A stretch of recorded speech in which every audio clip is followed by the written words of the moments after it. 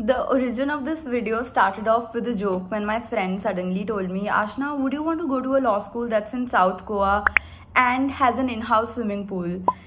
And I was so confused. I of course googled around it, and then I found my answers, and then I figured it wasn't a joke any longer.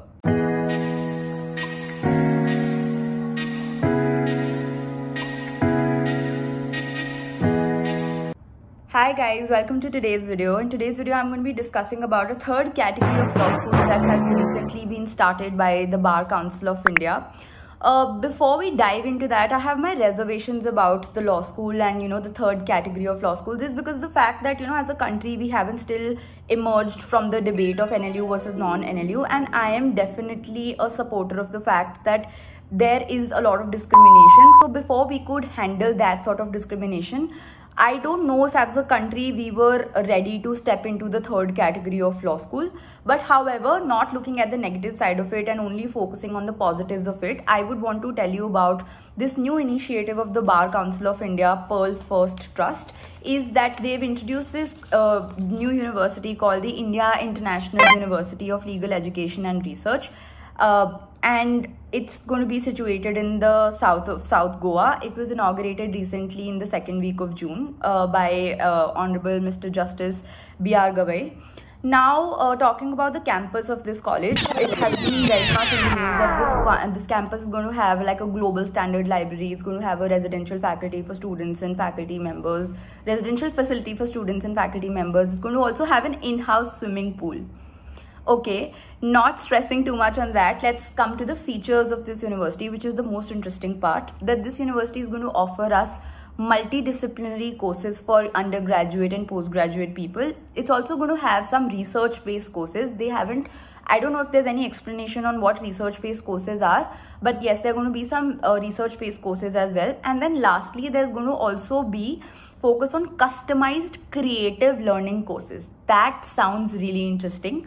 Of course, we'll get to know more about these creative learning courses once the university is up and going, right? Of course, then there were a lot of dignitaries of the Bar Council who explained us what sort of methodology of learning is going to be there in this particular law school.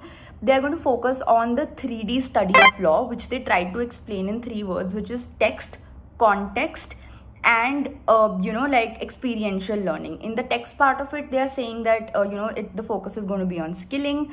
The second context part of it, they said that there's going to be stimulated learning. I'm assuming simulated learning means of course like moot court competitions, negotiations, etc. I'm assuming that. And thirdly, action part of it, they've tried to explain it through experiential learning.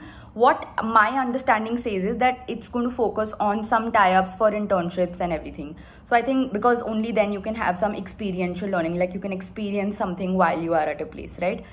Now about the things that are going to be offered to the students are that first of all, they're going to be international scholars as faculty members. That's one.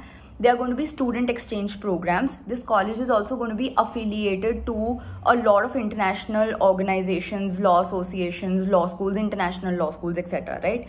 Now, as and when people were starting to discuss about it, and there were a lot of discussions on the internet, on a lot of websites on the internet saying like I don't know when this law school is going to start, are they even going to start it this year, etc.